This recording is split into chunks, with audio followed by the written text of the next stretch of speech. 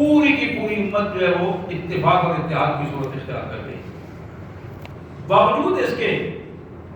کہ آغاز میں انصار کا نقطہ نظر بھی یہ تھا کہ فلاں کو ہونا چاہیے،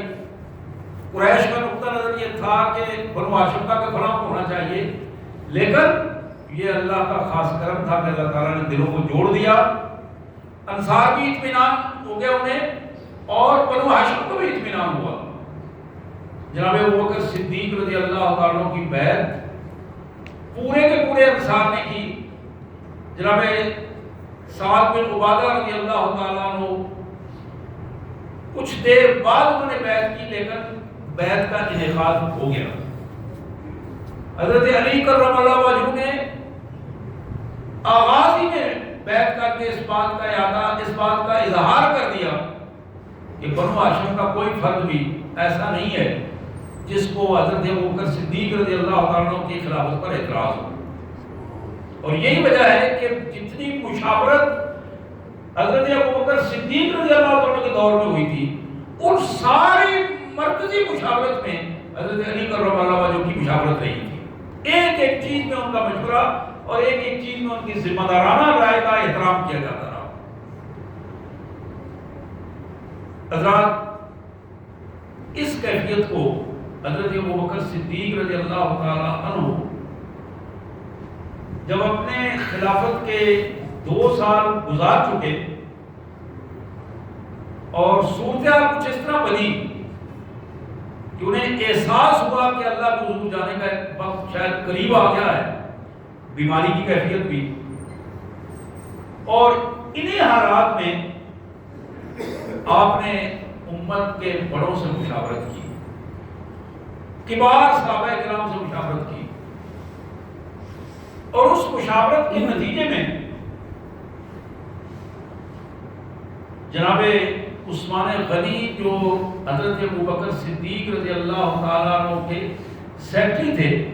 جنہیں اس دور میں ہوم سیکرٹری بھی کہا جا سکتا ہے، جو احکامات لکھ کر آگے ان کے نفاذ کے لیے بھجوایا کرتے تھے۔ تاریخ کی ساری کتابوں میں یہ الفاظ موجود ہیں، احادیث میں موجود ہیں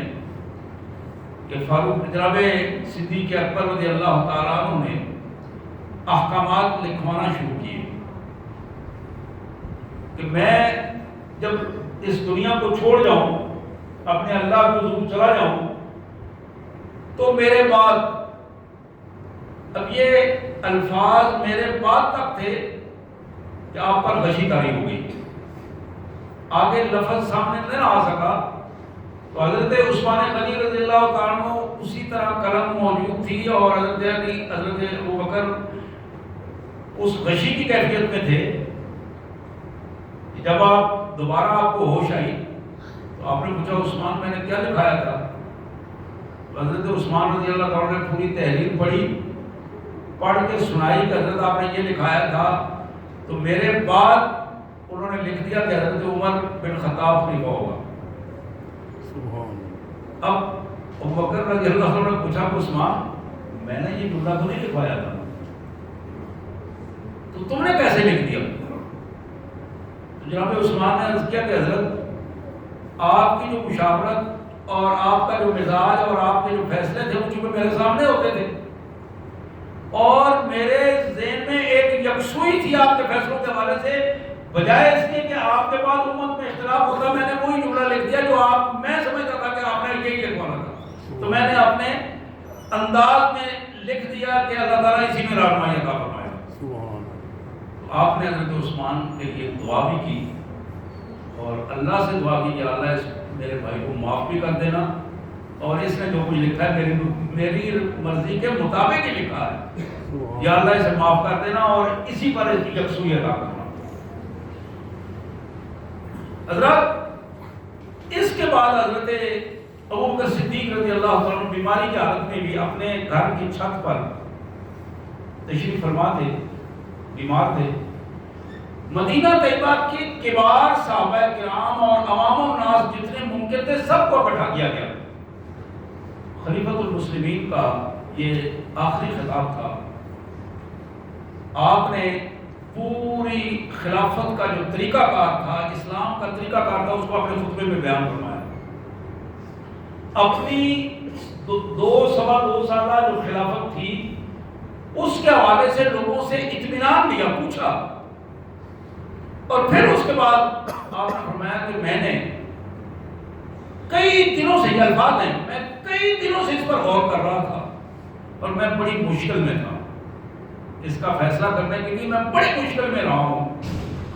میں نے بہت سارے لوگوں سے مشاورت کی ہے اور میں اس نتیجے پر پہنچا ہوں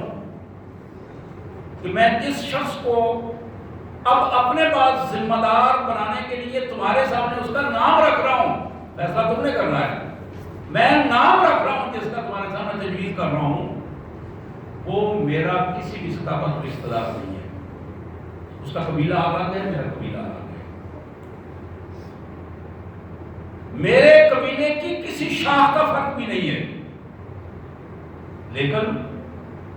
میں نے محمد رسول اللہ صلی اللہ علیہ وسلم سے اس کے بارے میں بہت ساری چیزیں سنی ہیں، میں نے اپنے آقا صلی اللہ علیہ وسلم سے اس کی صلاحیتوں کے بارے میں سنا ہے، اور میں اس نتیجے پر پہنچا ہوں کہ میرے بعد اس امت کو اگر کوئی شخص اس کی بنیادی صلاحیتوں، نظریات اور بنیادی کیفیات پر قائم رکھ سکتا ہے تو وہ عمر بن خطاب ہے۔ اب یہ نام جب لوگوں نے سنا تو ایک دفعہ کام گئے، حضرت فاروق اعظم رضی اللہ عنہ کے مزاج کے حوالے سے کہ آپ کا مزاج دین کے حوالے سے بڑا سخت مزاج تھا۔ سخت مزاج سے قطعاً مراد نہیں ہے کہ آپ نے اوور ہو کر کسی پر ظلم کیا ہو، سخت مزاج کا یہ مطلب نہیں تھا۔ سخت مزاج کا مطلب یہ تھا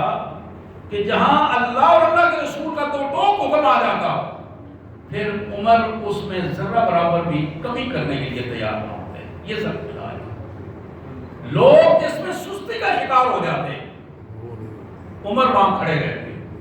وہاں سستی نہیں ہوتی تھی۔ لوگ جہاں یہ کہتے کہ یہ کام بعد میں کر لیں گے، عمر اس کام کو اسی وقت اللہ اور اللہ کے رسول کی مرضی کے مطابق کرنے کے لیے تیار ہوتے تھے۔ عمر نبی نہیں تھے لیکن مزاج نبوت اللہ تعالیٰ نے ان میں پیدا کر دیا تھا۔ یہی حدیث کے الفاظ بھی موجود ہیں۔ اب فاروق اعظم رضی اللہ تعالیٰ کے حوالے سے پھر جناب ابوبکر صدیق نے فرمایا، لوگوں میں یہ جانتا ہوں کہ عمر اپنے مزاج میں سخت ہے، اللہ کے حکم کو نافذ کرنے میں اللہ تعالیٰ نے اس کی طبیعت میں دو ٹوک معاملہ رکھا ہے، قطعاً منافقت یا اس قسم کی کوئی چیز اس کے اندر موجود نہیں ہے۔ میں اللہ سے دعا کرتا ہوں کہ اللہ تبارک و تعالیٰ عمر کے اندر تمہارے مزاج کو ساتھ لے کر چلنے کے حوالے سے نرمی پیدا کر دے، اور اللہ تبارک و تعالیٰ نے وہ معاملہ دیا، سامنے آیا معاملہ، بلکہ ایک بڑا اہم معاملہ تھا۔ حضرت ابوبکر صدیق رضی اللہ تعالیٰ کے آغاز خلافت میں ایک وقت ایسا بھی آیا کہ جب مانعین زکوٰۃ کے حوالے سے جھوٹے مدعیان نبوت کے حوالے سے لشکر بھیجنے کی بات ہوئی تو کچھ صحابہ کرام کی رائے یہ تھی کہ اس کو تھوڑا سا تاخیر کر دی جائے، اس لیے کہ معاملات بکھر چکے ہیں اور ایسا نہ ہو کہ امت میں فرقہ بندی کی کیفیت پیدا ہو جائے۔ حضرت عمر رضی اللہ تعالیٰ نے حضرت ابوبکر صدیق سے ذاتی طور پر درخواست کی، خلیفۃ المسلمین کچھ لوگوں کی رائے یہ ہے اور میری رائے بھی یہ ہے، اس کو تھوڑا تاخیر کر دیا جائے، مؤخر کر دیا جائے،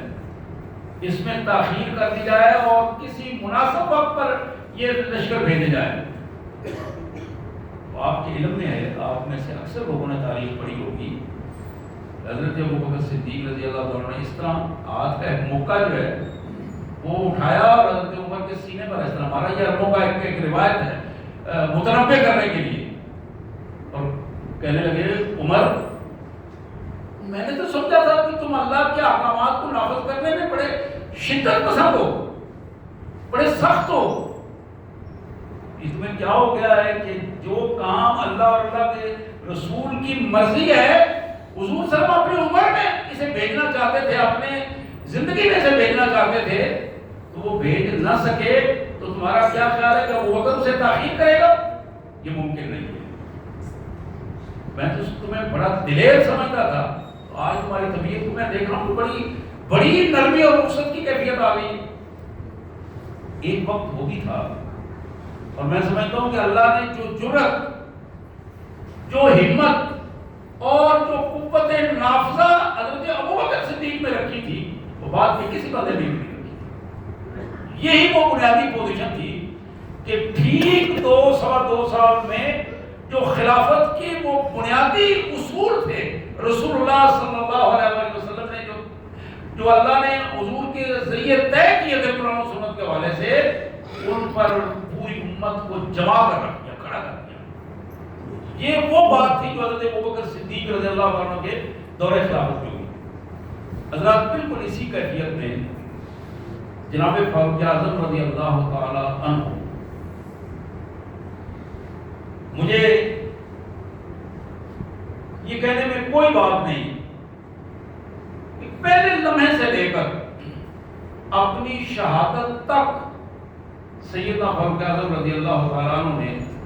اپنی زندگی کا ایک ایک لمحہ اللہ کے قانون کے نفاذ میں صرف کر دیا، اور ایک پوری داستان ہے اور ایک پوری تاریخ ہے جو آپ کے نام کے حوالے سے ہے۔ انشاءاللہ اللہ تعالیٰ نے موقع دیا تو اگلا جمعہ ہمارا شہادت فاروق اعظم اور خلافت خلیفہ ثانی پہ ہوگا، انشاءاللہ اور اس میں تفصیل سے بات ہوگی۔ آپ کے بعد جب میں نے پچھلے جمعہ میں اس کی تھوڑی سی تفصیل بیان کی تھی کہ حضرت عثمان غنی رضی اللہ تعالیٰ کی جو خلافت تھی،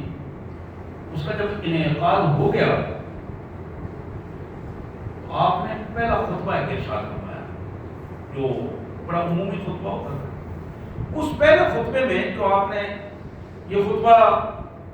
امام طبری نے اپنی تاریخ میں اس کو نوٹ کیا ہے، سید مودودی رحمۃ اللہ علیہ نے طبری کے حوالے سے خلافت الملوکیت میں بھی اسے نوٹ کیا ہے، حدیث کے اور تاریخ کے اور کتابوں سیرت کی کتابوں میں بھی یہ خطبات موجود ہیں۔ آپ ذرا اس خطبے کو، میں نے صرف 2-4 پوائنٹ اس کے لیے ہیں۔ حمد و ثنا کے بعد آپ نے فرمایا، لوگوں میں اپنے پیش رووں کی پیروی کرنے والا ہوں، کوئی نیا راستہ نکالنے والا نہیں ہوں۔ یہ پہلا پوائنٹ تھا، بڑی اہم بات ہے۔ میں اپنے پیش رووں جناب عمر، جناب ابوبکر اور محمد کریم صلی اللہ علیہ وسلم، میں ان کے راستے پر چلنے والا ہوں۔ خلافت کے صورت میں کوئی بھی نئی بات نکالنے والا نہیں۔ اور پھر آپ نے فرمایا، لوگوں کتاب و سنت کے بعد، اللہ کی کتاب اور محمد کریم صلی اللہ علیہ وسلم کے مبارک طریقے کے بعد، میں تمہارے سامنے 3 باتوں کا عہد کرتا ہوں۔ حضرت عثمان غنی رضی اللہ عنہ نے اپنے خطبے میں جو امت کے سامنے پہلا خلافت کا خطبہ آپ ارشاد فرما رہے تھے، تو آپ نے فرمایا کہ میں 3 باتوں کا عہد کرتا ہوں۔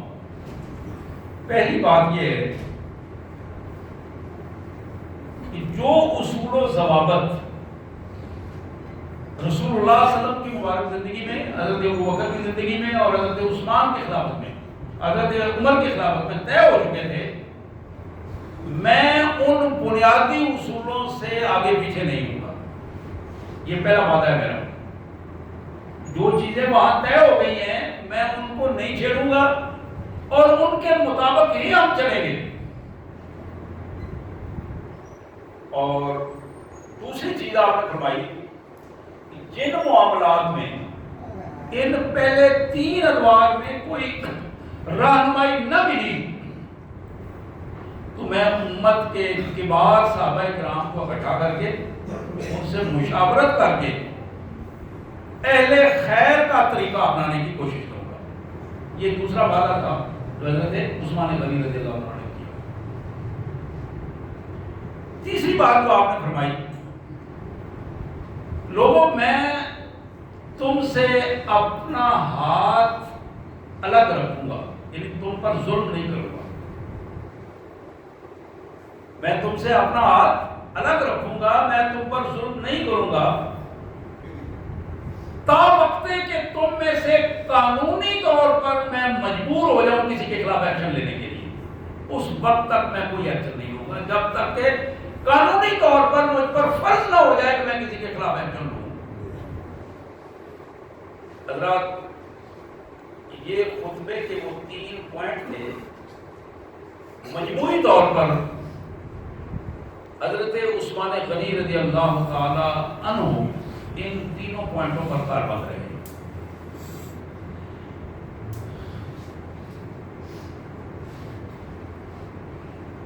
حضرت عمر رضی اللہ تعالیٰ عنہ اپنے دور میں کتاب الخراج میں یہ ان کے حوالے سے یہ بات موجود ہے، امام ابو یوسف رحمۃ اللہ علیہ نے نوٹ کی، حضرت عمر رضی اللہ عنہ نے اپنے دور میں شورا کا جو پہلا اجلاس تھا، شورا کا، اپنی خلافت کی شورا کا جو پہلا اجلاس تھا، اس میں بڑی اہم بات کہی۔ شورا کے اجلاس کے آغاز میں یہ آپ نے فرمایا، لوگوں، آپ وہ لوگ ہو جو اہم ترین لوگ ہو، پوری امت کا مغز اہم ترین لوگ ہو، اور میں تم میں سے کوئی الگ نہیں ہوں۔ اسی طرح گوشت پوش کا انسان ہو جس طرح تم گوشت پوش کے انسان ہو۔ اللہ نے اور تم لوگوں نے مجھے ذمہ داری دی ہے، اور میں یہ چاہتا ہوں کہ اس ذمہ داری میں تم سب میرے ساتھ شریک ہو جاؤ، اور ہم مل کر اس ذمہ داری کو ادا کریں، اور اللہ اور اللہ کے رسول کی مرضی کے مطابق اسے ادا کریں۔ اور تم میں سے ہر شخص جو شورا کا فرد ہے، اسے پوری طرح اختیار ہے کہ وہ مجھ سے اختلاف کرے، میں قطعاً اپنی کوئی رائے تم پر مسلط کرنے کے لیے تیار نہیں ہوں۔ میری رائے تم پر مسلط نہیں ہوگی۔ اگر شورا کا کوئی فیصلہ سارے لوگ مل کر کریں گے تو میں اس فیصلے کا پابند رہوں گا۔ حضرات، یہ وہ نظام تھا جس نظام کو اللہ اور اللہ کے رسول کی مرضی کے مطابق چلانے کی کوشش کی تھی، لیکن ہوا کیا؟ اس نظام خلافت کے اندر رسول اللہ صلی اللہ علیہ وسلم کے دور میں ہی یہودیت کی سازشیں شروع ہو گئی، اور ان سازشوں کی بنیاد جو قرآن ہمیں بتاتا ہے، وہ بنیاد محض 2 چیزیں تھیں۔ ایک چیز یہ تھی کہ آپس کی ضد بازی تھی، یہ یہودی قبیلے کا بندہ نہیں ہے جو آج نبی آیا ہے، نبی سچا ہے۔ یہ تاریخ میں، حدیث میں یہ بڑے واضح الفاظ ہیں، قرآن نے بھی اس کا اظہار کیا، یعرفونہ کما یعرفون ابناءہم، پہچانتے تھے جس طرح اپنے بچوں کو پہچانتے تھے، اس طرح یہ جانتے تھے، پہچانتے تھے یہ اللہ کا رسول ہے۔ جانتے بوجھتے ہوئے ضد بازی کی وجہ سے، یہ چونکہ ہمارے قبیلے کا نہیں ہے، ہماری برادری کا نہیں ہے، اس لیے ہم اس کی بات ماننے کے لیے تیار نہیں ہیں۔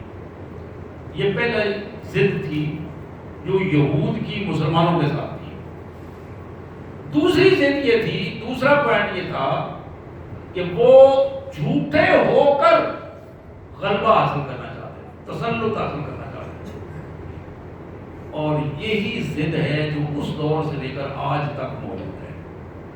آج تک یہی پوزیشن ہے، کیونکہ یہود مغضوب علیہ قوم ہے، اور اس اللہ کے غضب میں رہ کر جتنی شرارتیں، جتنی خلفشار اور جتنی مسلمانوں کے اندر فرقہ بندی کی کوششیں ہو رہی ہیں، اس کے پس منظر میں جس کا ہاتھ آپ کو نظر آئے گا، وہ ملا کر اس کی ٹانڈے جا کے سیدھے یہود کی طرف ملے گی۔ استعمال ہمارے بندے ہوں گے، کوششیں ہمارے بندوں کی ہوں گی، لیکن پیچھے جو سبق دینے والے لوگ ہیں، پیچھے جو موروں کے پیچھے جو ان کو ہلانے والے لوگ ہیں، چلانے والے جو لوگ ہیں، وہ لوگ آپ کو ہمیشہ یہودی اور ان کے دوست ہی نظر آئیں گے۔ اس کیفیت کو جب ہم دیکھتے ہیں حضرت عثمان غنی رضی اللہ تعالیٰ عنہ کے، میں نے پچھلی دفعہ بھی عرض کیا کہ پہلے دور میں بڑے بہترین انداز میں فتویٰ ہوئی، بڑا پرامن دور رہا. آخری سالوں میں آ کر جو شورش برپا ہوئی تو کیا تھی؟ انتظامی امور پر تھوڑے تھوڑے اختلافات ہوئے. انتظامی امور پر سیاسی اختلافات، دو چیزیں تھیں، ایک انتظامی اور ایک سیاسی اختلاف. کسی نظریے میں کوئی اختلاف نہیں تھا. نظریہ کیا ہے؟ نظریہ یہ ہے کہ اللہ ایک ہے، اس میں پوری امت میں کوئی اختلاف نہیں ہے. اشہدو ان لا الہ الا اللہ وحدہ لا شریک لہ، ایک نظریہ ہے، اس نظریے میں کوئی اختلاف نہیں ہے. واشہدو ان محمدا عبدہ ورسولہ، یہ ایک نظریہ ہے، محمد کریم صلی اللہ علیہ وسلم اللہ کے بندے اور اس کے رسول ہیں، اس میں کوئی اختلاف نہیں ہے. یہ نظریہ ہے کہ سب نے مرنا ہے اور مر کے اٹھنا ہے، آخرت پر ایمان، اس میں کوئی اختلاف نہیں. اختلاف کیا تھا؟ انتظامی اور سیاسی امور میں کچھ لوگوں نے، یہودیت نے جو کانوں میں چیزیں پھونکی تھی، اس وقت خلیفہ صاحب یہ کر رہے ہیں، خلیفہ یہ کر رہا ہے، دوسرے فلاں کو یہ کر دیا، فلاں کو جو افواہیں پھیلائی گئیں اور غلط فہمیاں پیدا کر دی گئیں، ان افواہوں اور غلط فہمیوں کو بنیاد بنا کر امت کے ٹکڑے ٹکڑے ہونے کی کیفیت پیدا ہوئی. اور اس کیفیت نے اس امت کو اس ابھی جہاں وہ لے جانا چاہتے تھے وہ تو شاید بات نہ بن سکی،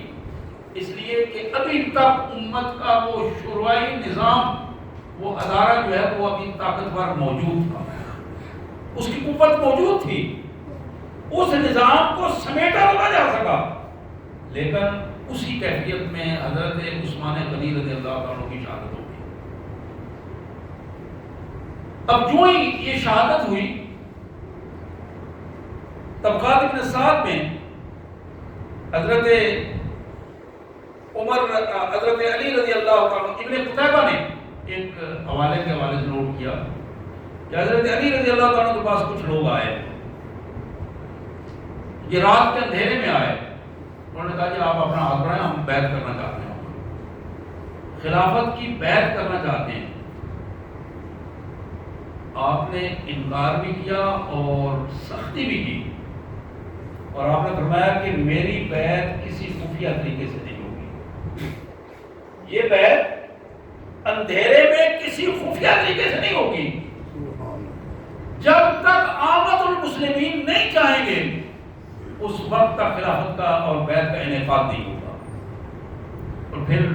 یہی ہوا کہ پوری امت نے بالآخر ایک اس کیفیت میں اس بیعت کا انعقاد ہوا کہ مجموعی طور پر امت کا ایک حصہ جو کبار صحابہ کرام پر تھا، مشتمل تھا، انہوں نے اس بیعت کو اصلی انداز میں منعقد کیا اور ایک سلسلہ جو اس کا آغاز ہوا. اور پھر اسی میں آ کر وہ انتظامی اور سیاسی جو میں نے دو چیزیں بتائی ہیں، انہی چیزوں کے حوالے سے آگے خرابی کو بنیاد بنا کر جنگ جمل بھی وقوع پذیر ہوئی، جنگ صفین بھی وقوع پذیر ہوئی، اور پھر انہی کے حوالے سے واقعہ تحکیم، اس میں بھی انشاءاللہ بعد میں تفصیل میں بات ہوگی، واقعہ تحکیم بھی وقوع پذیر ہوا، اور بعض چھوٹی چھوٹی چیزیں سامنے آئیں. اور یہی وہ وجہ ہے کہ حضرت علی کرم اللہ وجہ کا پورا دور جو مجموعی طور پر کچھ 4 سال کے قریب بنتا ہے، اس دور میں پوری طور پر یہ شورش کا دور رہا ہے. اور اس شورش کے دور میں یہودیت کی پوری سازش رہی ہے کہ جو کام انہوں نے پیچھے کر دکھایا ہے اس کے حوالے سے خلافت کی بساط لپیٹ دی جائے. لیکن یہ حضرت علی کرم اللہ وجہ چونکہ رسول اللہ صلی اللہ علیہ وسلم کے ڈائریکٹ تربیت یافتہ تھے، اللہ تبارک و تعالیٰ نے جرأت ایمانی اور تقوی اور کردار کا وہ مقام عطا کیا تھا، قوت فیصلہ کا وہ مقام عطا کیا تھا کہ ہزاروں شورشوں کے باوجود حضرت علی کرم اللہ وجہ کے دور میں یہود وہ کچھ نہ کر سکے اور مسلمانوں سے نہ کروا سکے جس کے لیے انہوں نے پلان کیا تھا اور جو کچھ وہ کرنا چاہتے تھے. لیکن بہرحال اس کے باوجود مسلمانوں امت کا ایک بہت بڑا نقصان جو ہے وہ سامنے آیا. اب امت کے اس نقصان کی پوزیشن میں جو چیز حضرت علی رضی اللہ تعالیٰ کے بعد سامنے آئی، حضرت حسن کو امیر المومنین کے حوالے سے کچھ 6 ماہ کے قریب آپ کا وقت اس انداز میں گزرا.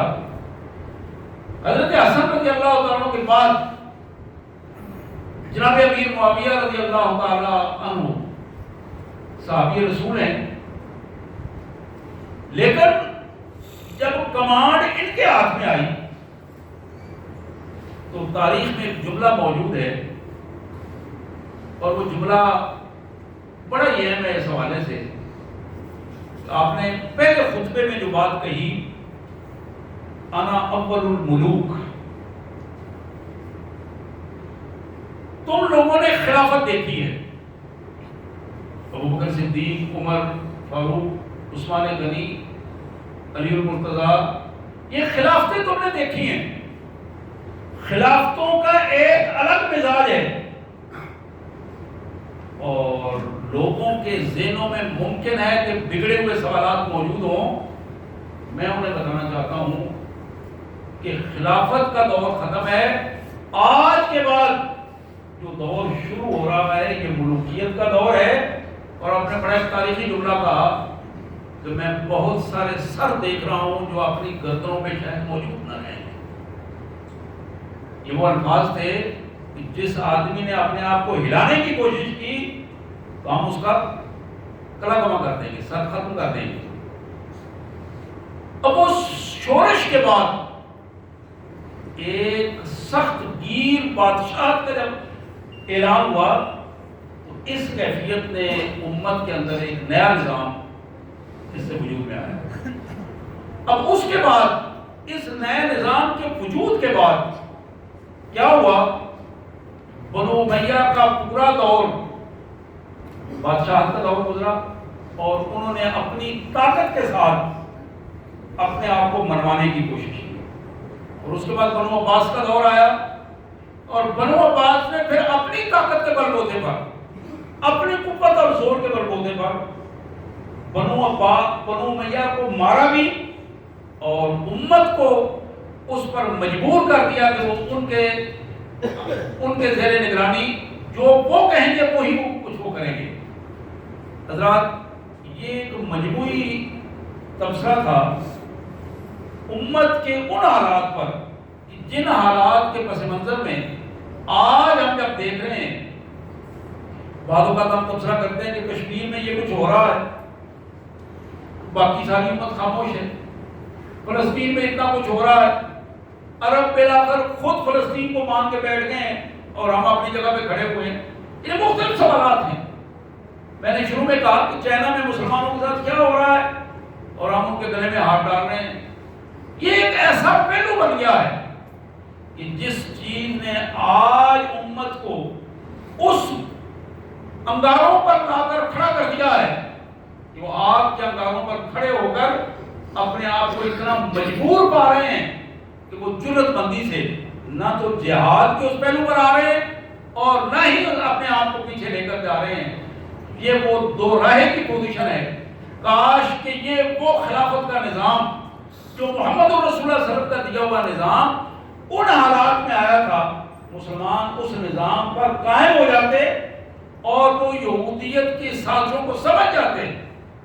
تو آج بھی اگر اس کیفیت کو اختیار کر لیں تو اللہ تبارک و تعالیٰ کی رحمتیں اسی طرح امت کے ساتھ ہوگی، اور کسی کی جرأت نہیں ہوگی کہ وہ میری آنکھ میں دیکھ سکے یا مسلمانوں کے کسی مظلوم پر ظلم کر سکے. اس ظلم کو روکنے کا ایک ہی طریقہ ہے اور اس کا نام جہاد ہے.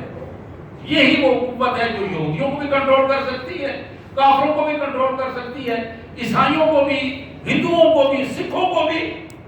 صرف اس نظریے کو قائم کرتی ہے اور وہ صرف اور صرف جہاد ہے. اللہ سے دعا ہے اللہ تبارک و تعالیٰ ہمیں اپنی تاریخ کو سمجھنے اور اس کے مطابق ڈھل جانے کی توفیق عطا فرمائے.